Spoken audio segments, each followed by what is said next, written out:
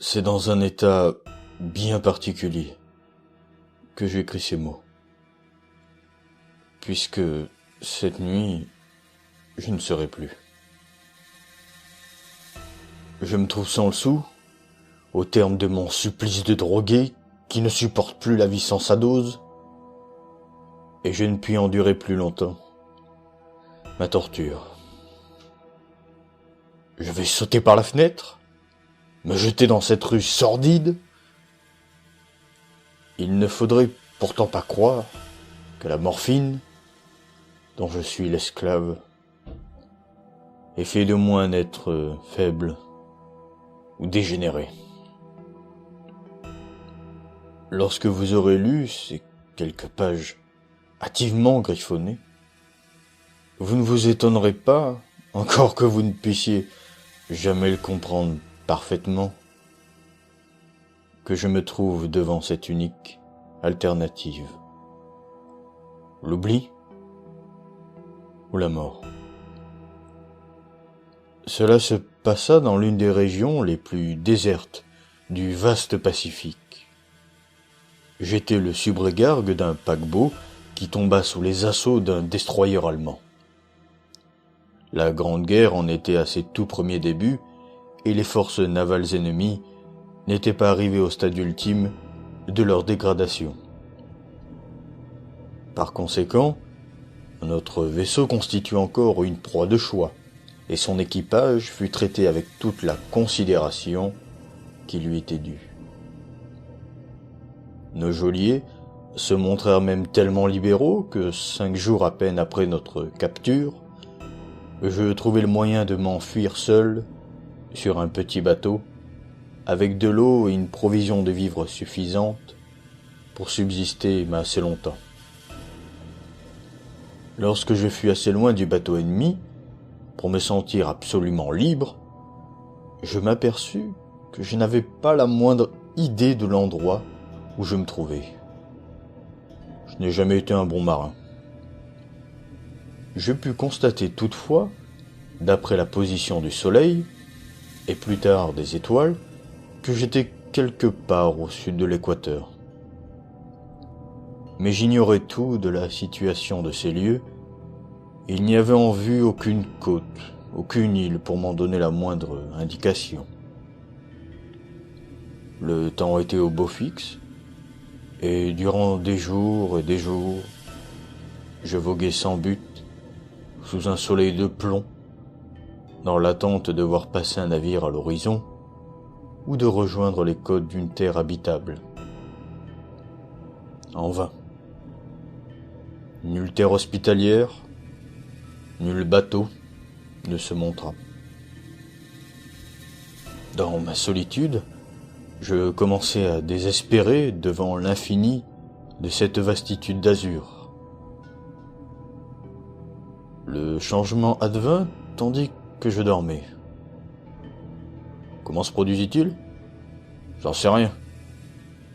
Mon sommeil, bien que troublé, agité de rêves multiples, avait été très lourd. Lorsqu'enfin je m'éveillai, ce fut pour découvrir que mon corps avait été, comme par un étrange phénomène de succion, à demi happé par une sorte de boue d'un noir d'encre qui s'étalait autour de moi en ondulation monotone, à perte de vue, et dans laquelle, non loin de moi, mon bateau était allé s'échouer. J'aurais pu, tout d'abord, en découvrant une scène aussi prodigieuse, aussi surprenante, rester frappé de stupeur et d'étonnement. En fait, je fus saisi d'une immense panique, car il y avait dans l'air et sur le sol jonché de pourriture un je ne sais quoi de sinistre qui me glaça d'effroi. Des carcasses de poissons morts, une foule d'objets indescriptibles qui affleuraient en protubérance à la surface de cette étendue de fange rendaient la région entièrement putride. Jamais je ne pourrais décrire telle que je la vis. cette hideur innommable qui baignait dans le silence absolu d'une immensité nue. Il n'y avait là rien à écouter, rien à voir, sauf un vaste territoire de vase. La peur que fit naître en moi ce paysage uniforme et muet m'oppressa tant que j'en eus la nausée. Le soleil étincelait du haut d'un ciel sans nuages qui me sembla presque noir, comme s'il eût reflété lui-même le marais d'encre qui était sous mes pieds. Comme je rampais pour rejoindre mon bateau, je me rendis compte qu'il y avait à ma situation qu'une seule explication. Lors d'une éruption volcanique, une partie des grands fonds océaniques avait dû émerger, ramenant ainsi en surface des régions qui, depuis des millions d'années, étaient restées cachées sous d'insondables profondeurs aquatiques. Cette nouvelle terre était tellement immense que, même en tendant l'oreille, je ne percevais aucune houle marine. Aucun oiseau de mer non plus ne venait se poser sur ces choses mortes.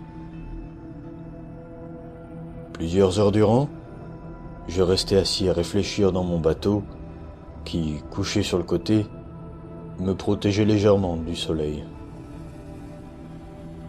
À mesure que le jour avançait, le sol se fit moins humide. Il semblait sécher et durcir, et je pensais que, sous peu, j'allais pouvoir m'y aventurer. Cette nuit-là, je dormis à peine. Le lendemain, je préparai un paquetage de vivres et d'eau en vue d'un voyage à travers ces terres, à la recherche de la mer évanouie et dans l'espoir d'une délivrance. Le troisième matin, je sentis que le sol était suffisamment sec pour que j'y puisse marcher sans difficulté. L'odeur des cadavres de poissons était pestilentielle. Mais j'étais si préoccupé de mon propre salut qu'elle ne me gêna pas outre mesure.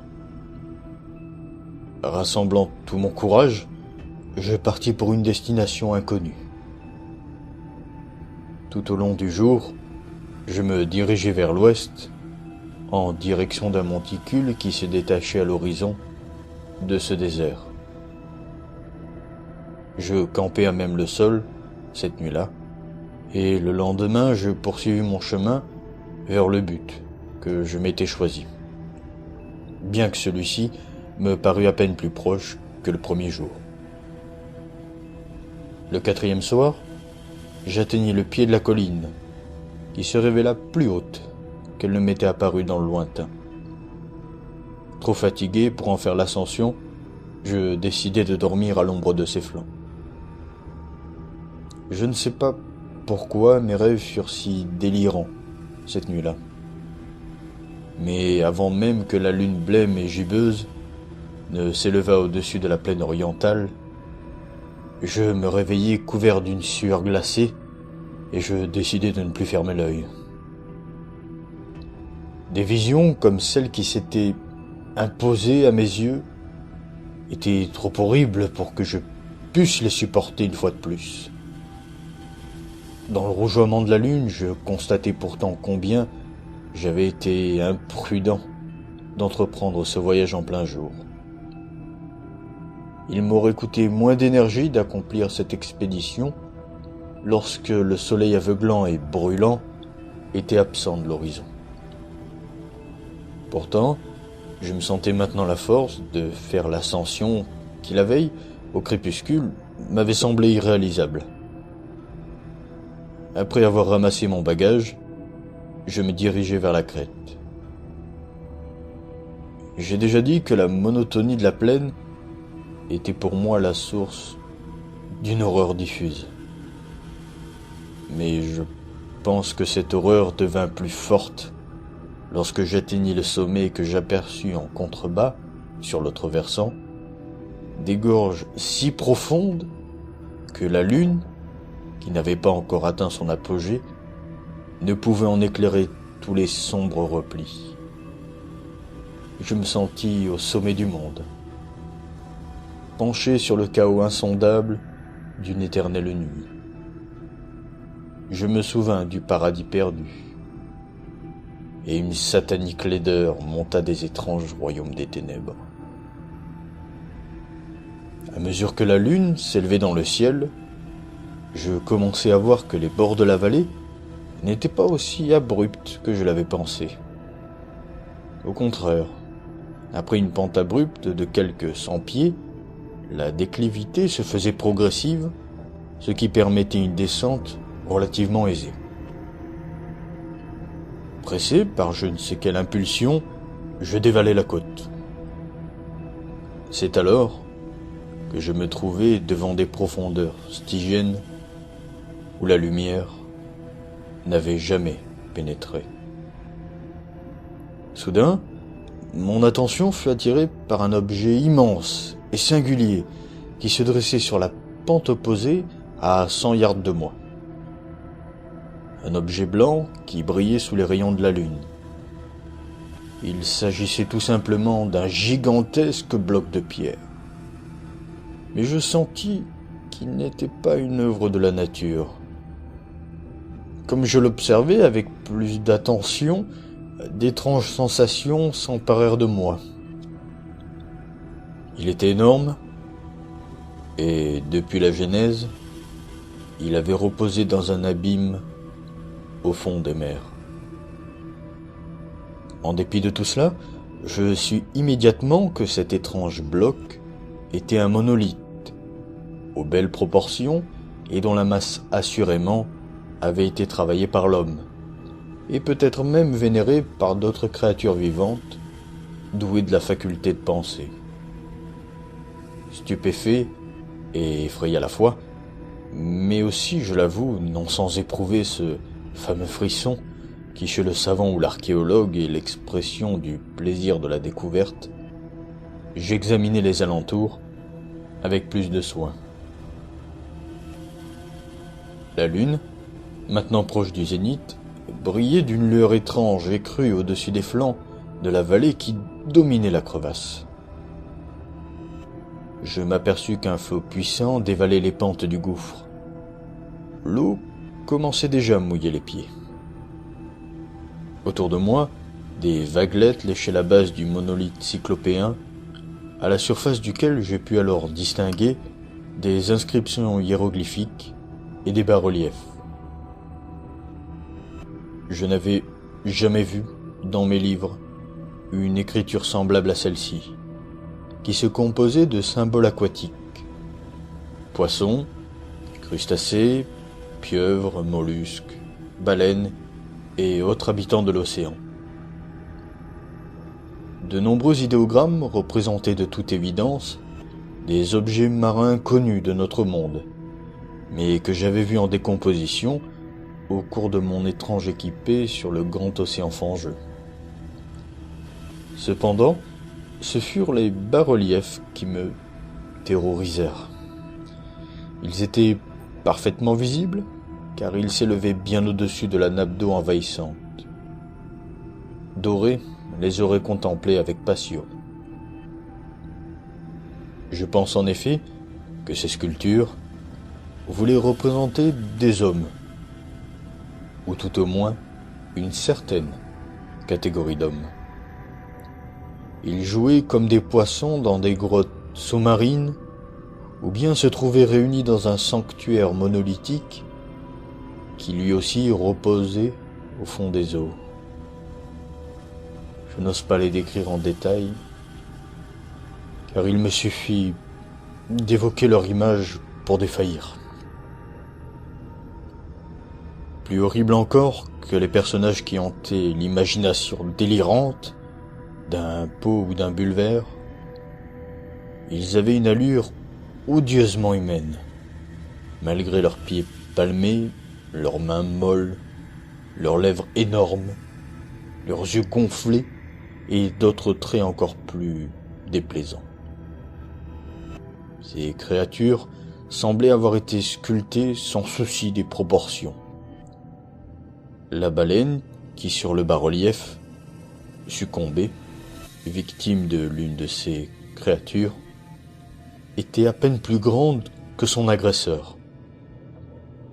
Je décidai que ces personnages grotesques ne pouvaient être que les dieux imaginaires de quelques tribus de pêcheurs ou de marins, engloutis avant même que naquit le tout premier ancêtre du Piltdown ou de l'homme de Néandertal. Saisi de crainte devant ce spectacle d'un passé si reculé que le plus audacieux des anthropologues n'en pourra jamais concevoir de plus lointain, je demeurai dans cette contemplation, tandis que la lune jetait des reflets bizarres sur le chenal qui s'étalait devant moi. Soudain, je vis la chose. Dans un léger remous au-dessus des eaux troubles, elle émergea. D'un aspect répugnant, d'une taille aussi imposante que celle de Polyphème, ce gigantesque monstre de cauchemar s'élança rapidement sur le monolithe. L'étreignait de ses grands bras couverts d'écailles, tandis qu'il inclinait sa tête hideuse en proférant une sorte d'incantation. Je pense que c'est à ce moment précis que je suis devenu fou. De mon escalade frénétique sur la falaise, de ma journée de délire sur le bateau échoué, je me souviens à peine. Je crois que j'ai beaucoup chanté et ri bizarrement lorsque je ne pouvais plus chanter. J'ai le vague souvenir d'un violent orage qui a dû éclater lorsque j'eus atteint le sommet de la falaise. Je suis sûr, en tout cas, d'avoir entendu le tonnerre et d'autres bruits comparables que la nature n'émet que lorsqu'elle est déchaînée. Quand je sortis des ténèbres, je me trouvais dans un hôpital de San Francisco, où m'avait déposé le capitaine d'un bateau américain qui m'avait recueilli en plein océan. J'avais longtemps déliré, mais on semblait avoir fait peu de cas de mes récits. Mes sauveteurs n'avaient entendu parler d'aucun tremblement de terre dans le Pacifique, et je n'ai guère insisté. À quoi bon leur parler d'une chose qu'ils ne pourraient croire? Un jour, j'ai rencontré un célèbre ethnologue que mes questions sur l'antique légende philistine du Dagon, le dieu poisson, amusèrent. Mais je m'aperçus bientôt que ce savant était désespérément conventionnel, et j'arrêtai là mon enquête. C'est la nuit, quand la lune gibbeuse décline, que je vois la chose. J'ai bien essayé la morphine, mais la drogue n'a amené qu'un léger sursis, et de plus, elle a fait de moi son esclave. Aussi maintenant que j'ai achevé d'écrire ce qui informera ou fera rire mes contemporains, je vais en finir. Souvent, je me suis demandé si tout cela, au fond, n'était pas un simple fantasme, le résultat d'un accès de fièvre qui m'aurait saisi juste après mon évasion du vaisseau allemand. J'ai beau mettre en doute ces horribles souvenirs, cette vision hideuse me poursuit sans trêve. Je ne peux songer à la haute mer sans revoir en frémissant ces êtres sans nom qui nagent et pataugent dans leur lit de vase, adorant leurs vieilles idoles de pierre, gravant leurs propres images sur des obélisques de granit immergés. Mon rêve étrange se poursuit et je vois le jour où ils s'élèveront au-dessus des flots pour engloutir l'humanité affaiblie par les guerres. Ce jour-là, les terres s'enfonceront et le fond des sombres océans se dressera au-dessus des eaux pour envahir l'univers. La fin est toute proche. J'entends un bruit à ma porte, comme si un gigantesque corps rampant s'était glissé jusque chez moi. il ne me trouvera pas. Mon Dieu, cette main, la fenêtre,